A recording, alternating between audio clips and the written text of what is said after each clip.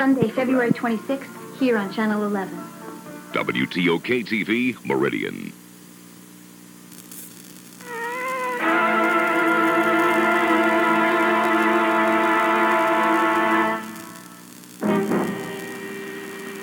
There are certain themes which are too entirely horrible for fiction.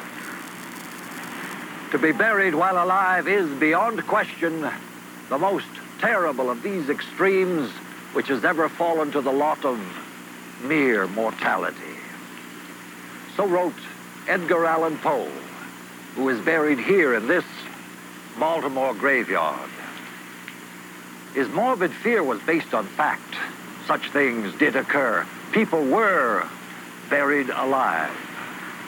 We will enter into that dark world of living death as the first stop on our journey into the strange, the bizarre, the unexpected.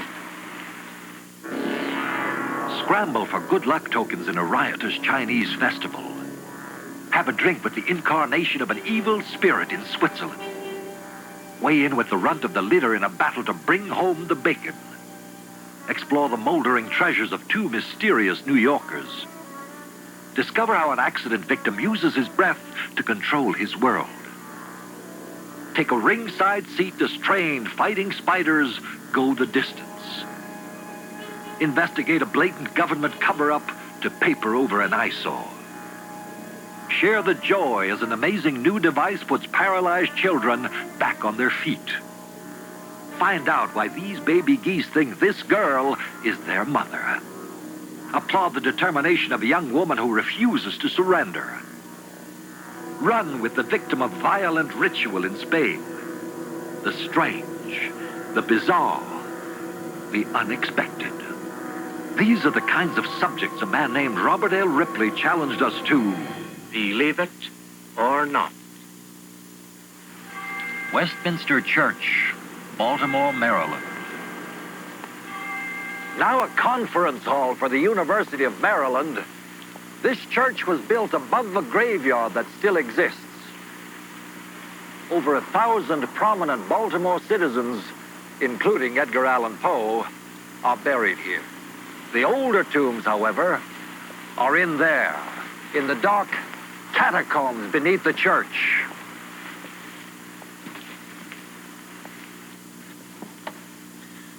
In Poe's time, the fear of being buried alive was very real because it happened repeatedly.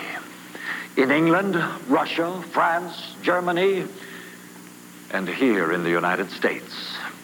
The fear became such a morbid preoccupation that there was even a magazine devoted exclusively to the subject. It was called, appropriately, The Perils of Premature Burial. To prevent being put away alive in such a musty tomb as this, some people took extreme precautions. For example, a prominent churchman, a bishop, specified in his will that his body was to be left unburied until his death was evidenced by the stench of decomposition. To the fervid imagination of Edgar Allan Poe, such grisly facts were fuel for his own fears. Fears that became an obsession and gave birth to a bizarre tale which he called the premature burial. For him, the final entry into a crypt like this was the basis for a recurring nightmare. In his story, Poe describes an illness that sometimes left him in a death-like trance, and how the construction of a special crypt would prevent the horror of being buried alive. I doubted care, the fidelity of my dearest friends. I exacted the most sacred of oaths that under no circumstances they would bury me until decomposition had so materially advanced as to render further preservation impossible. I was lost in the reveries of death. I entered into a series of elaborate precautions. I had the family vault so remodeled as to admit of being readily opened from within. There were arrangements also for the free admission of air and light.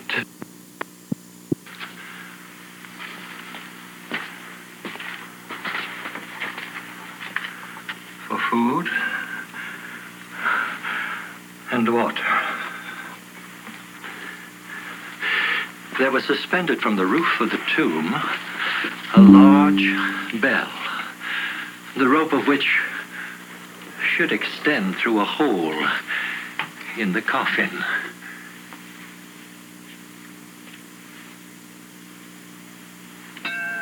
In Poe's story, the elaborate precautions were to no avail. In the end, nothing prevented the fate that he feared the most. He was buried alive. It was dark. I made spasmodic exertions to force open the lid. It would not move.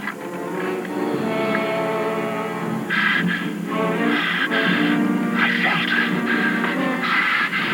for the bell rope. It was not to be found. I was not within the vault. I had fallen into a trance while among strangers, and it was they who had buried me as a dog, nailed into some common coffin, thrust deep,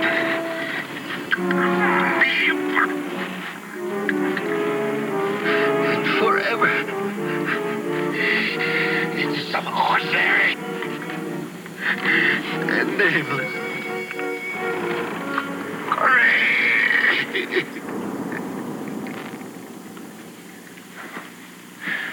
For a man of Edgar Allan Poe's peculiar sensitivities, the dream was as frightening as the fact. Yet his nightmares were his fortune, the basis for stories to thrill an audience, a product to sell. Much like this one. The patent for this device was applied for in 1882 by a gentleman named Albert Fearnought. That's right. His name was actually Fear Not. It's designed to protect the occupant from the sort of horror that Poe described. It was called a grave signal coffin. If you were laid out prematurely, you were in no danger of suffocation. Air passed through this special tube and into the coffin. However, if you were too weak to cry out for help, well, Mr. Fearnought had covered that possibility as well.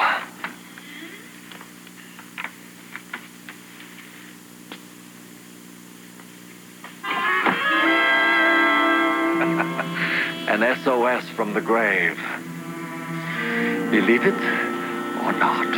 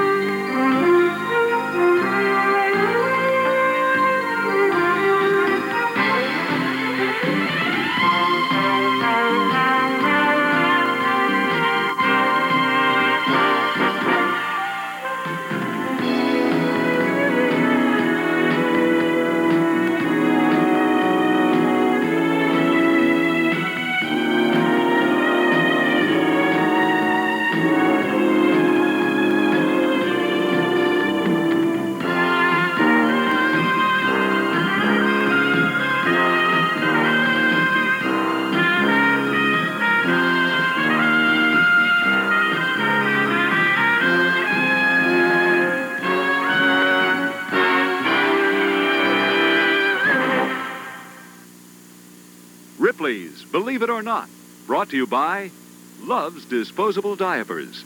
Your baby's comfort begins with Love's.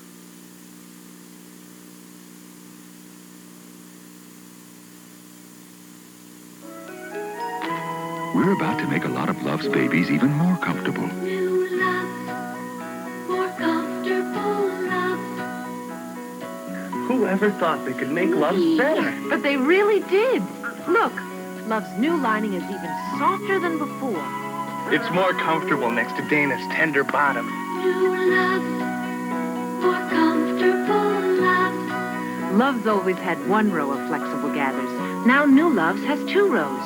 2 rows of gentle, flexible gathers. They fit even more comfortably than before. Just look at that nice, secure fit. New love, more comfortable love. But one thing didn't change. Love's hourglass-shaped padding. Still fits comfortably between her legs. New lining, new gathers. Love has done it again. New love, more comfortable love.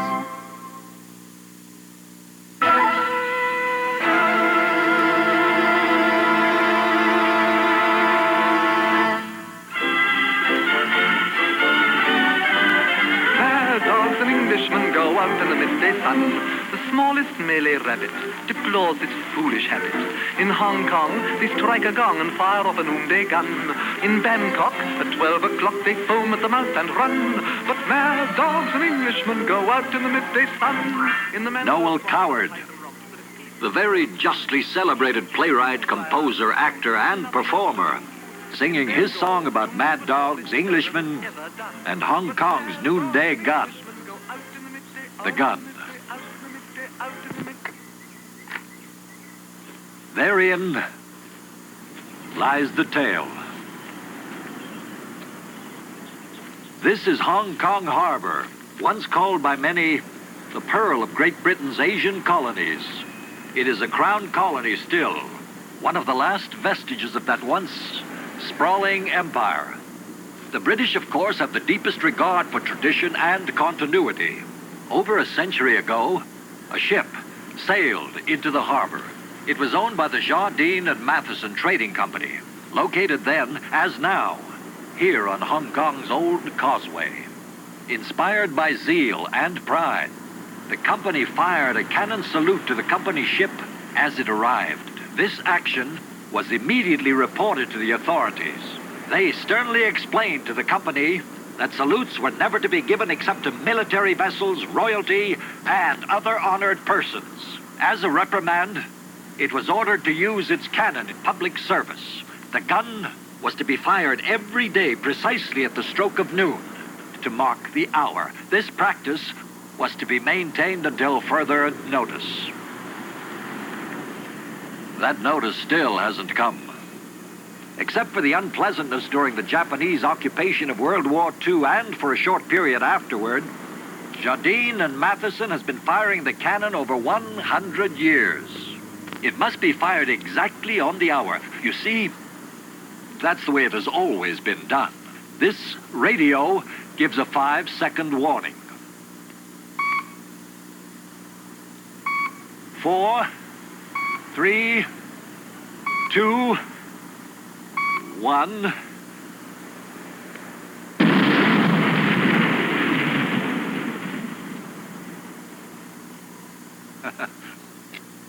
Tradition can be such a satisfying thing.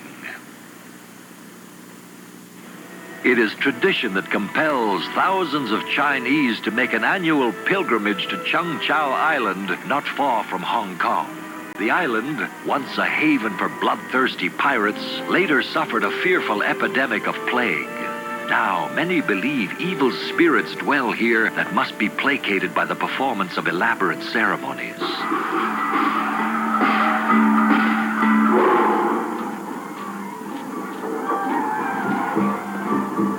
Part of this exorcism is simple fun.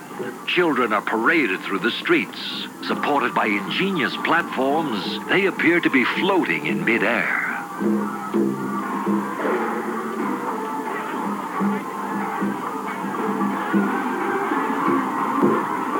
The serious side of this strange festival involves offering great quantities of food to the evil spirits who linger here. These bribes are thought to ensure peace and prosperity in the coming year.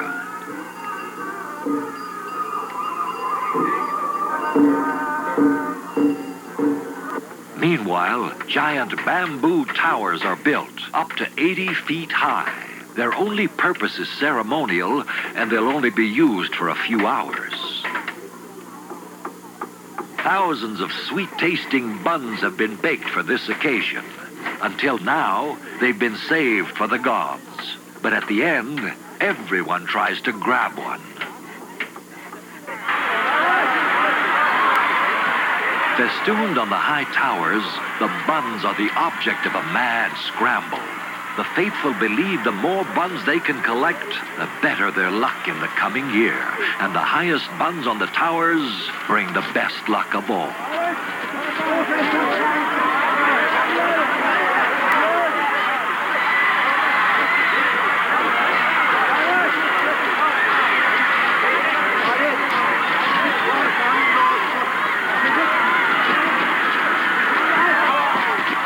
Recently, this exotic rite has been marred by violence. Vicious fights have broken out, and some have been injured. Unable to control this frantic competition in pursuit of good fortune, authorities have ordered it outlawed. The quest for good fortune is universal. In northeastern Switzerland, it brings the annual appearance of strange creatures known as the Sylvester Klauser. The men in these bizarre costumes belong to a secretive society which has existed here since pagan times. Mountain valleys resound to the clamor of their bells as the Sylvester Klauser go about their ancient rounds. Their true identity completely disguised, these apparitions represent evil spirits found in deep forests. They must be properly greeted and appeased. Other Sylvester Klauser appear dressed as milkmaids. They represent the good in life, like the pleasant scenes depicted on their fantastic hats.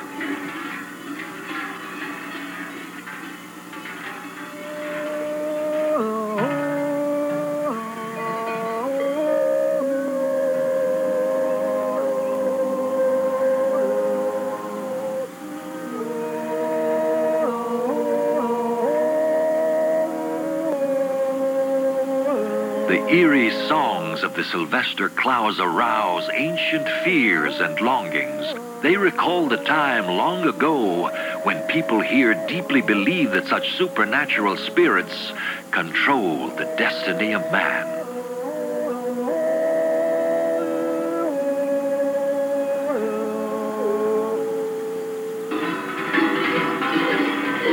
Now the Sylvester Klauser must be rewarded.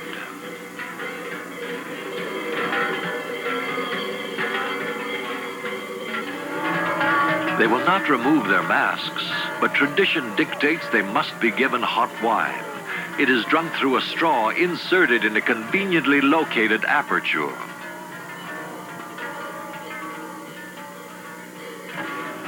Properly soothed and placated, the Sylvester Klauser move on.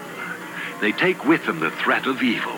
The shadow of misfortune is averted for another year. In the mountains of Spain, similar superstitions underlie the ancient ritual of the Cascamoras. The Cascamoras is a young man dressed as a fool who every year is sent on a fool's errand, during which he is treated to humiliation. The Cascamoras tradition is rooted in an ancient dispute between two towns. The Cascamoras is sent from one town to the other to ask for the return of a stolen holy statue. When on his way, he is fair game. Anyone can freely abuse and bully him.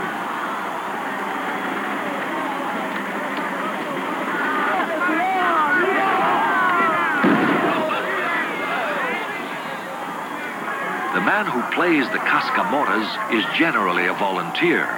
He's seeking to expiate a sin or fulfill a religious vow. During his ordeal, plainclothes policemen run alongside and try to protect him.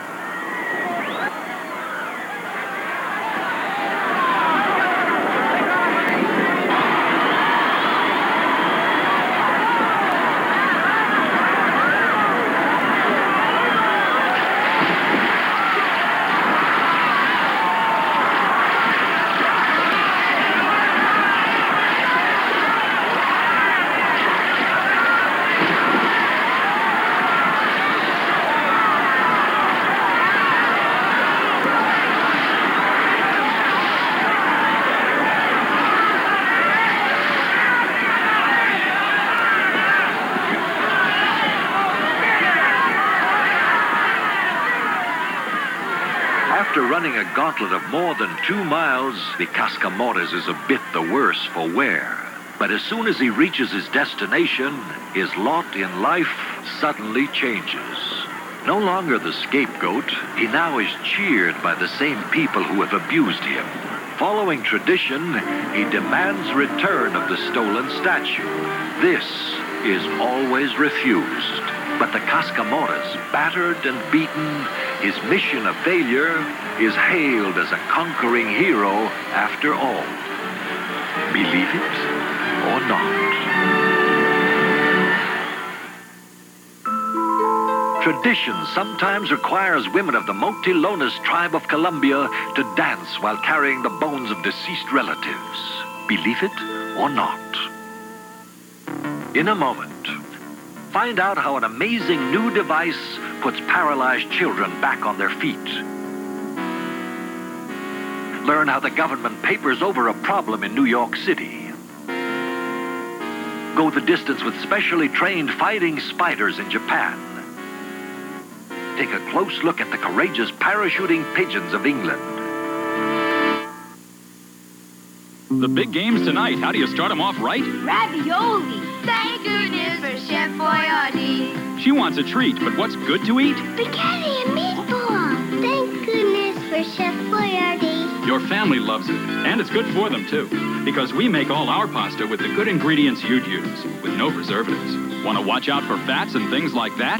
Beefaroni. Thank goodness for Chef Boyardee. Thank goodness for Chef Boyardee.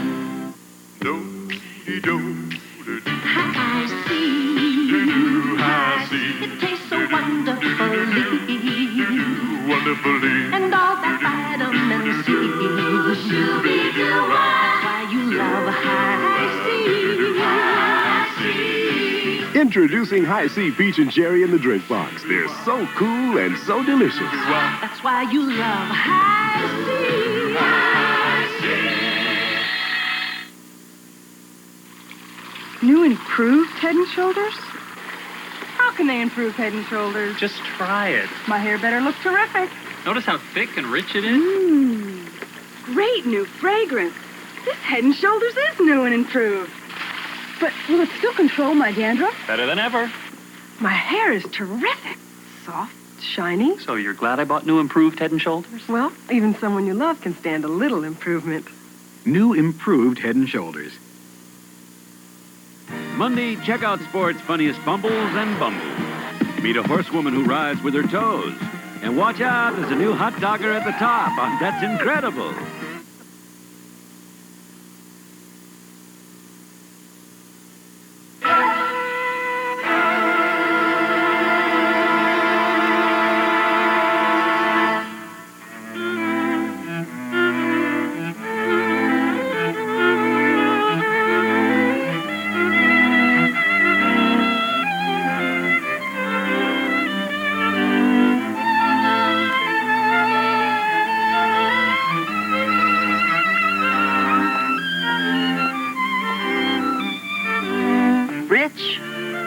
Music. This composition was the capstone of a career filled with immense, towering musical achievement.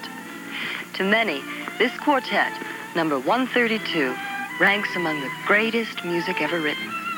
It is an intricate, infinitely subtle interweaving of complex melodies, rhythms, harmonies. And yet the man who composed this music over 150 years ago never heard even one note of it played. For his name was Ludwig van Beethoven, and by the time he wrote it, he was completely and irreversibly deaf. An astonishing reminder that what might seem an insurmountable physical handicap can be overcome by the soaring human spirit.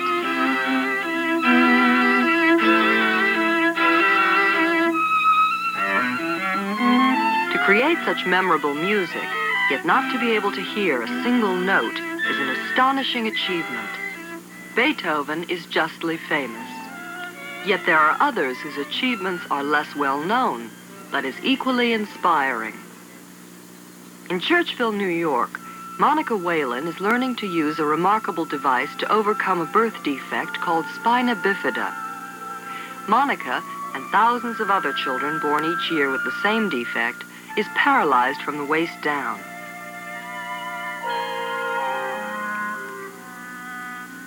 By wearing the device called a parapodium, Monica is learning to lead a nearly normal and very active life. Without it, she would face the possibility of spending the rest of her life in a wheelchair.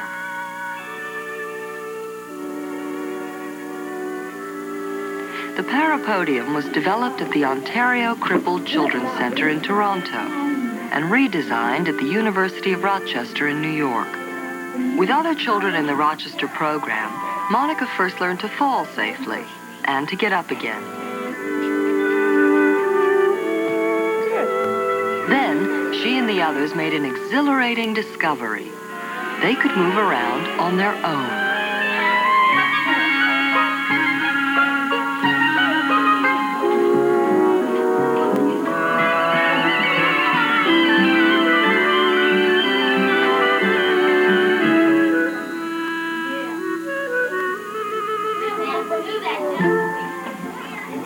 Attending a local public school, Monica revels in her freedom. She receives no special treatment and joins in all activities. So far, only children like Monica have used the parapodium. But if they continue as adults, they may open a new world of activity for all those who cannot now stand or walk unaided. Monica's achievement is not merely physical. She is confident and positive, an attitude that will stay with her all her life. I can walk. I can sit down. I can stand up. I can play my violin. I can dance.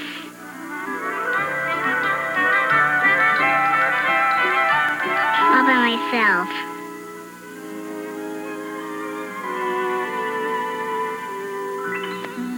Some are less fortunate.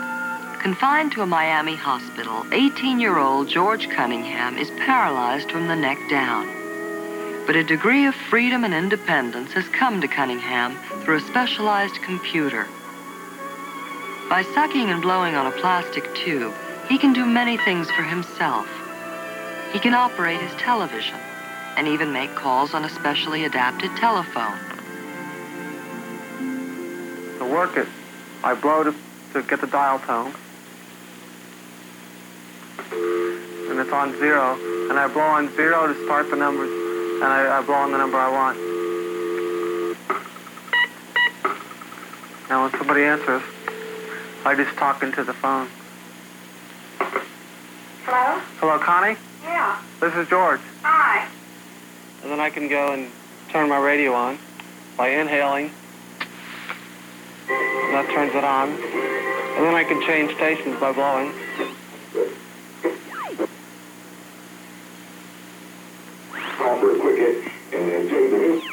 And eventually I can just turn it off. I keep blowing. And I inhale again. Now I blow. That light behind me should go on. And I think it gives me an idea of what I can do when I get out of here. I can do many things with the telephone companies hiring people. I can do different recordings and stuff like that, and it'll help me with college. Most who live in institutions dream of escaping them, but the outside world can be frightening. It took courage for Kathy Scram to attempt to realize her dream of attending high school. Courage and the mobility afforded by a shiny new electric wheelchair. When did it come? When did it come? I picked it up this morning. Oh, it's so big. God, Ready to get in? I'm tired. Kathy's growth and ability to move have been severely limited by a bone disease.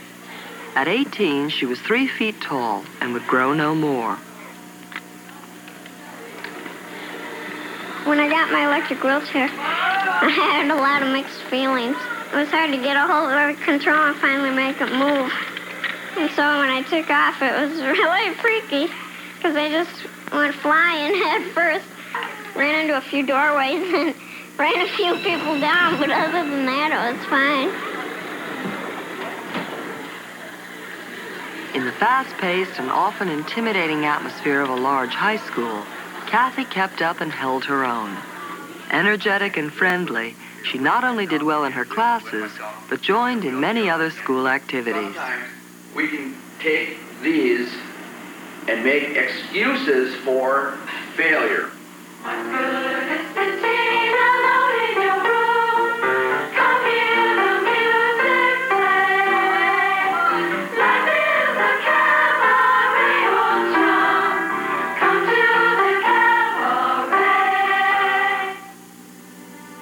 After 4 years, Kathy joined her classmates on graduation day.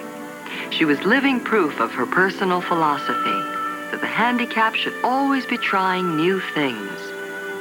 Today, she's training as a dietitian and plans a second career as a public speaker. Believe it or not.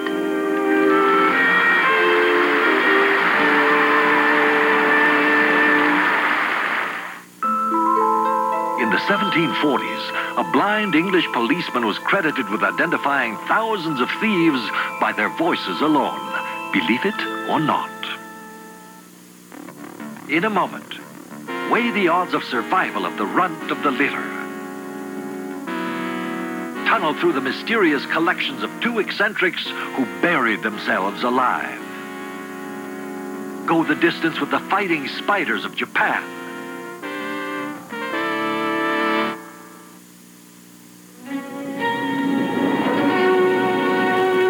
It's not just growing a great potato that makes a great potato chip. It's how you slice it. Introducing O'Grady's, sliced thicker for the taste of more real potato, with a deeper cut for a serious crunch. New O'Grady's has to be a great tasting potato chip because there's more potato in each chip. O'Grady's brand, the more potato chip, new from Frito-Lay. So how come you didn't invite me? Nobody was invited. They just showed up. Aren't you wondering why I didn't show up? Well, yeah, I was going to ask you about that. When did you start drinking this? Since they improved it. Now it's got NutraSweet. Yeah. It's good. So, let's go over to Freddie's house. Okay, but he's why I didn't show up. Taste. Improved by Diet Pepsi. Tuesday, here's to another foul of bleeps and blunders. A new wave show that's a real trip. It'll knock you out. Then, on a special Ripley's, the terror of earthquakes and mind-reading plants, believe it or not. Then, on Three's Company, Jack goes cruising and gets a bruising. You don't remember anything? Jack? Who's Jack? And this woman's going to be trouble. Madeline poses as an author and uncovers Charlie's competition. Whoa! Madeline. Tuesday, starting at 8/7 Central and Mountain. Ripley's Believe It or Not will continue in a moment. Thursday, it's an all-new battle of the perfect 10. The All-Star Family Feud. Then, lottery returns on a new night. $3 million. A man tries to buy his family's love. Daddy got me a pony. Lottery. Thursday, all starting at 8/7 Central and Mountain. You're my tab, you're one of a kind. You're a one-calorie friend of mine. You're my tab, you're the taste for me. You're beautiful as a soda can be. So you know what I think. You're my perfect soft drink. My taste. You're not my diet anything. You're my tab. What else? You're not my diet anything. You're my tab. Every week, over 17 million people listen to the music with Solid Gold. This week, join Ozzy Osbourne, Stevie Nicks, Shannon, and Christopher Cross for America's #1 music countdown. Then come on stage with Kenny Loggins, title tracking his new hit Footloose. And you'll see the video and meet the two in person, Duran Duran, on your favorite television music authority, Solid Gold. This is WTOK TV, Meridian.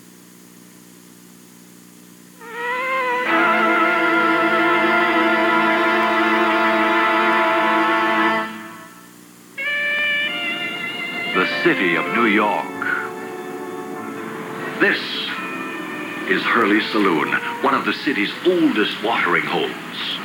Built in 1870, it was taken over in the 1920s by 3 Irishmen, the 2 Hurley brothers and a fella named Daly.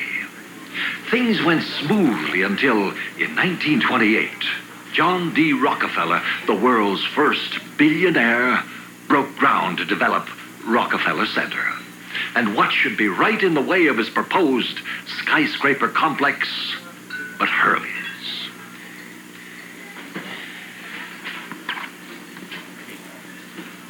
Here's what it looked like. This is Hurley's.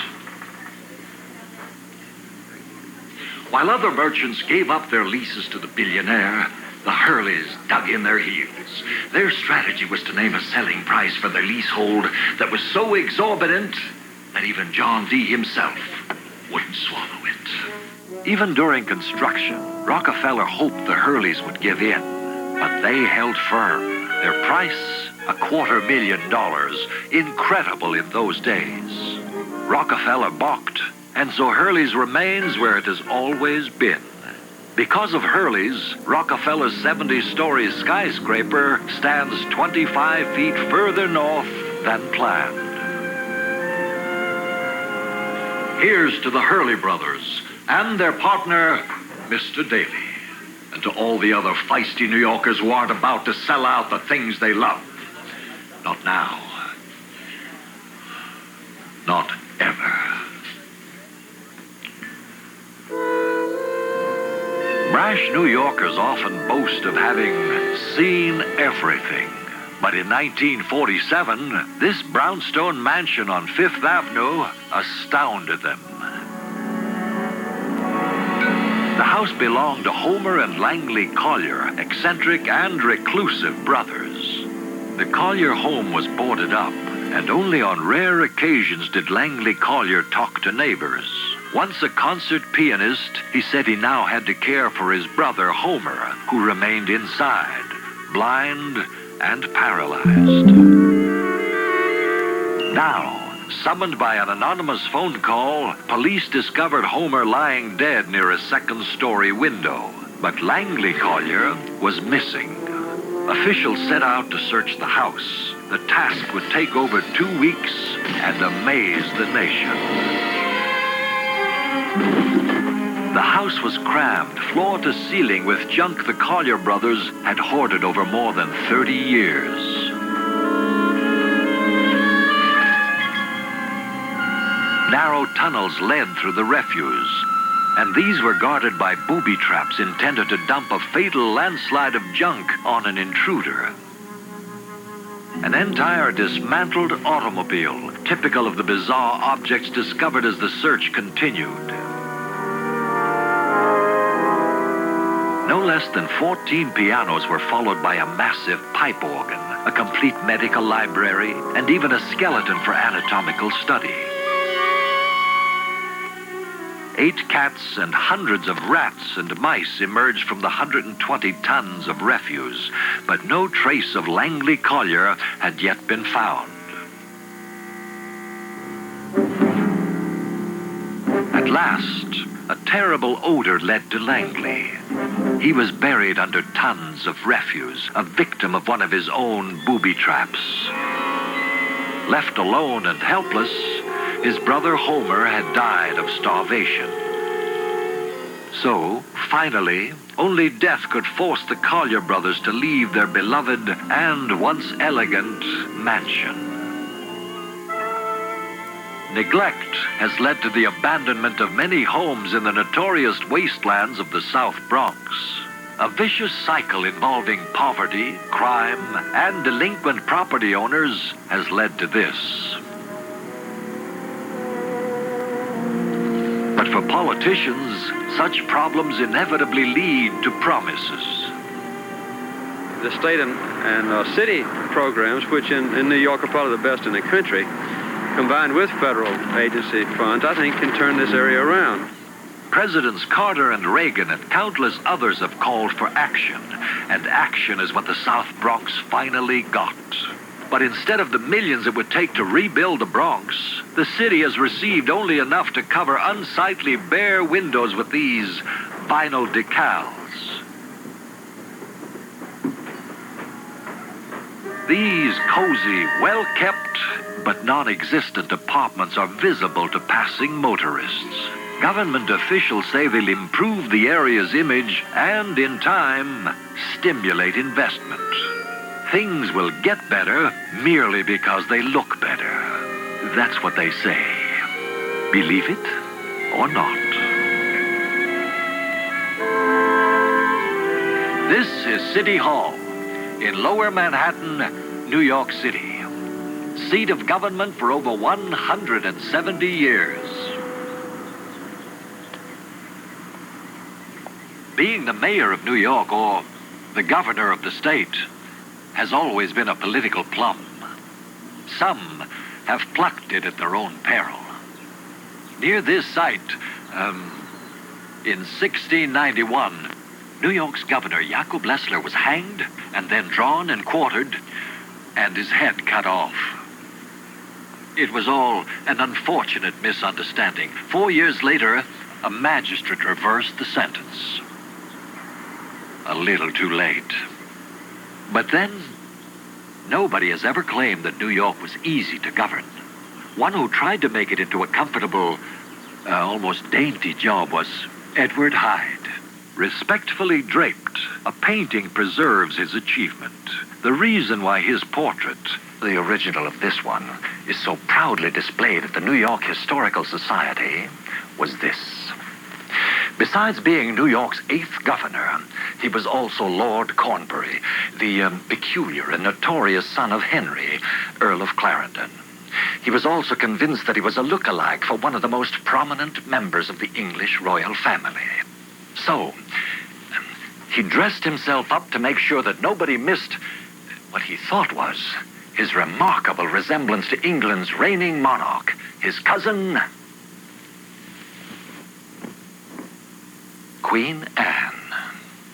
And this is the governor. Despite makeup and costume, his resemblance to the Queen was less than perfect. His historic position, however, remains secure. For Mr. Edward Hyde, Lord Cornbury, was the first and, presumably, the last governor of New York to dress himself as a woman. Believe it or not. Because of the pull of the moon, the Empire State Building rises and falls about 18 inches every day. Believe it or not. In a moment, find out why pigeons once had to wear parachutes. Watch as the runt of the litter is protected to become a prize porker. Learn how geese are fooled into thinking they have a human mother. Search presents The Encounter. You never know when you're going to wind up face-to-face with someone. With Search, you're always ready. Oh, I must be in the cabin next door. Welcome to the neighborhood. Only Search has a great taste plus a glistening drop of Retsin and a fresh, clean flavor to get your breath fresh enough to go face-to-face. So what are you doing for the rest of the cruise? Spending it with the girl next door. Search regular and sugar-free for breath that's face-to-face fresh. You know something? You're falling behind in the long-distance game. You got to keep your eye on the ball.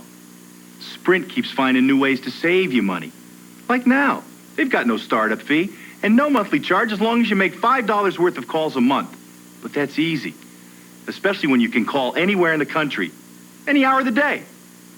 You thinking about switching to Sprint? Good, you should. Call Sprint. Find out about it. America's meat and potatoes. McDonald's Quarter Pounder and Fries. Pure all-American beef, fresh from the grill. Golden crisp McDonald's fries, a big beefy meal, American size. Meat and potatoes, quarter pounder and fries. Pure and simply good together, the taste that satisfies. Quarter Pounder and Fries. America's meat and potatoes. McDonald's and you. Here's Thursday, Jennifer's shot at stardom leads straight to a showdown on Heart to Heart.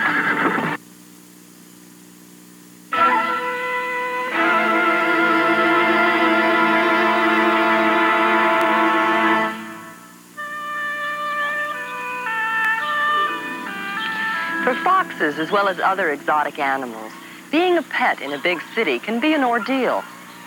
Sly here is one of the lucky ones. He started life as a pet, and when he was found wandering the streets, he was still wearing a collar. Fortunately for him, he was brought here, to the Popcorn Zoo in Forked River, New Jersey. The zoo specializes in rescuing animals that may not have survived in the homes and apartments where they were originally kept. It's called the Popcorn Zoo because that's all visitors can feed the animals. It's specially prepared, a safe, helpful way to show needed affection. Osa and Ursula here are about 3.5 years old. They were born in captivity and then sold to a gas station in Maine as a sort of tourist attraction. They weren't too well treated either by their owner or by the folks who came to look at them. So they ended up here, where they are well treated and well fed. Over 150 animals enjoy peace and prosperity here, thanks to the Associated Humane Society of New Jersey. And now the neighborhood children can visit them, enjoy them, but not harm them. For here, the animals are protected from their worst enemies by their best friends, both of whom happen to be us.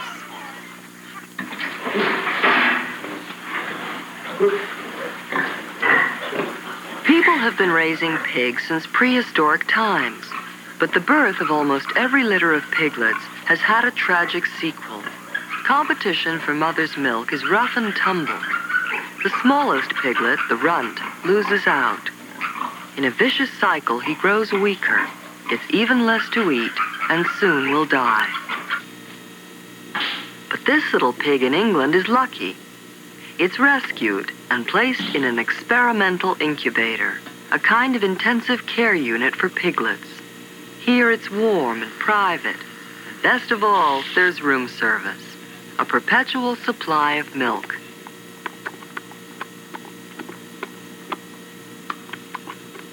It takes only a couple of weeks for the eager runts to make up for lost time. Agricultural experts estimate that millions of piglets could be saved this way. They soon can rejoin their brothers and sisters, strong enough and fat enough to hold their own.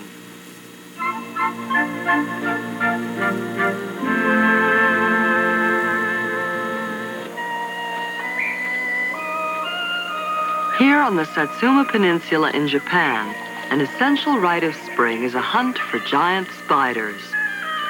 The spiders are collected to engage in a peculiar and ancient ritual, a fighting spider tournament. The spider fighting tournament is the biggest event of the year in the town of Kajiki. There are over 100 entries.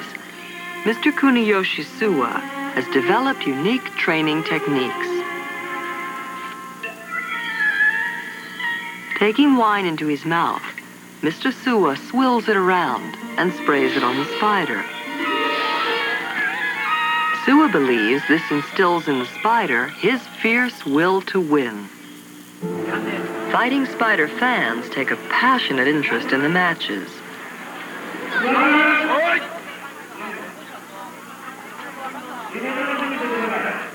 Neither death nor injury usually decides a fight. Though naturally antagonistic, the spiders rarely harm each other. Instead, the first spider to run away or drop to the floor loses the match.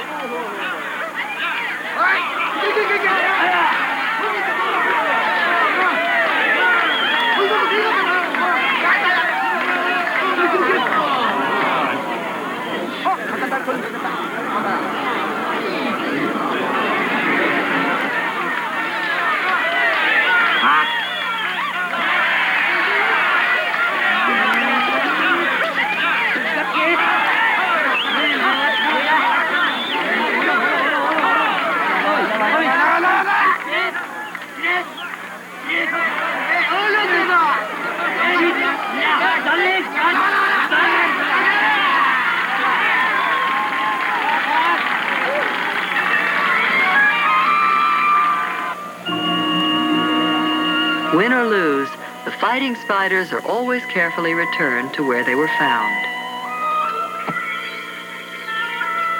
Held in captivity only a month or so, they are none the worse for the strange adventure they have had in the alien world of man.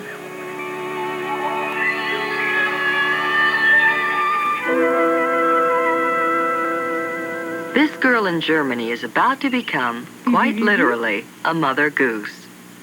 She's calling a baby goose still inside its egg, and she's getting an answer.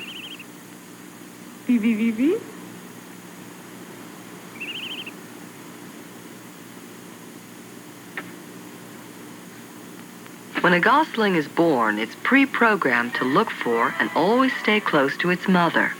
But strangely, it doesn't know what a mother goose should look or sound like. So in scientific experiments, humans have successfully raised entire families of geese, and the young birds don't even know the difference. This fascinating behavior is called imprinting. It's been shown that almost any moving figure, even a wind-up doll, will be adopted by baby geese if they don't encounter a real mother goose in the first 10 hours of life.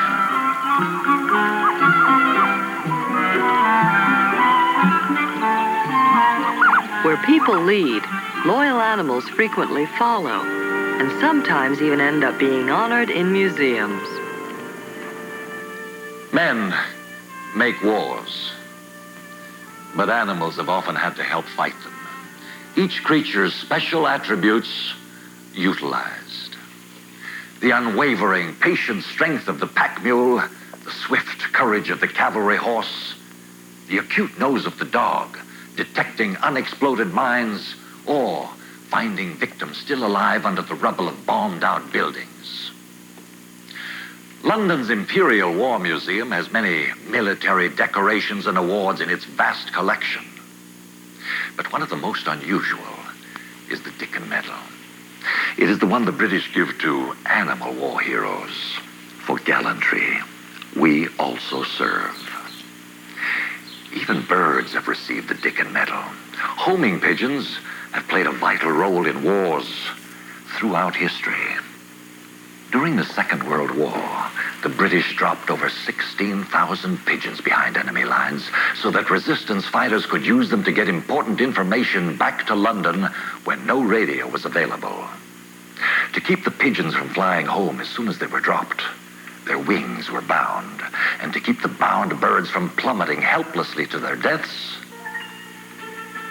they were equipped with parachutes. Pigeons with parachutes. Believe it or not.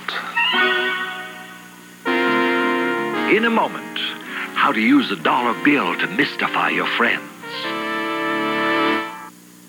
Every day I burn up about 1 million calories out here. So really, I could drink any soft drink I want. I drink Tab all day long. I confess I'm the world's biggest Tab fan. So where do I go when I want to go caffeine-free? You know, at night or like now? Caffeine-free Tab. This is Tab, just caffeine-free. The taste, the refreshment, and the 1 calorie doesn't hurt. You're not my diet anything. You're my Tab. Butter. Betty Crocker's best just got butter. Creamy Deluxe. The one and only ready-to-spread frosting that has added real butter. With Creamy Deluxe and Super Moist, You and Betty Crocker can make someone happy. When wealth is no comfort, Are you getting bored with me? when love has no meaning, Everybody on the bed. when desire turns cold, Filthy slut. only revenge will satisfy. Which one of you is my mother? Lace. Next.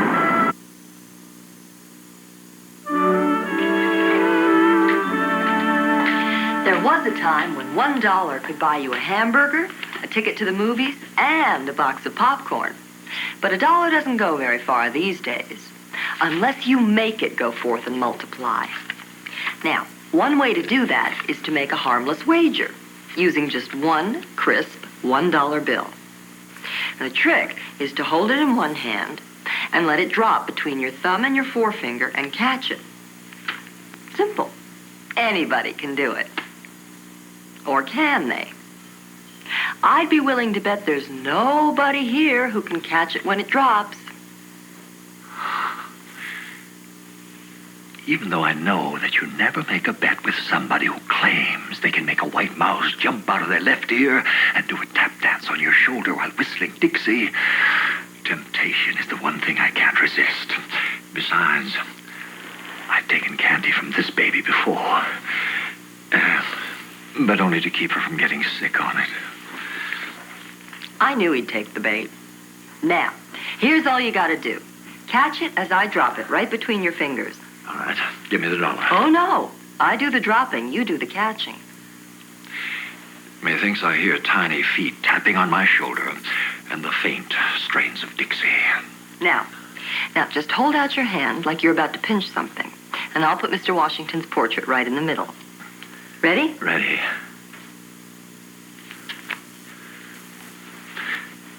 Do it again. He can't stand to lose. It's really simple. All you do is drop, catch, easy.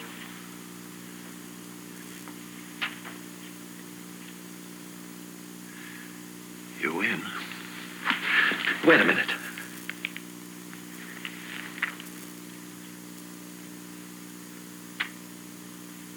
Aha. And so will you. When you drop it yourself, you're in control. It's action, reaction. But when somebody else drops it, reaction comes too late. Nobody can keep a secret around here. Believe it? Or not. Next on Ripley's Believe It or Not, share the helplessness of terrified victims during an actual earthquake in Japan. Discover evidence that plants may be able to read your mind. Get the jitters as a simulated earthquake shakes a home apart. Pick a giant cabbage in Mexico. Take a close look at the destructive power of earthquakes. See how life is injected to create plants in human form. Next on Ripley's Believe It or Not.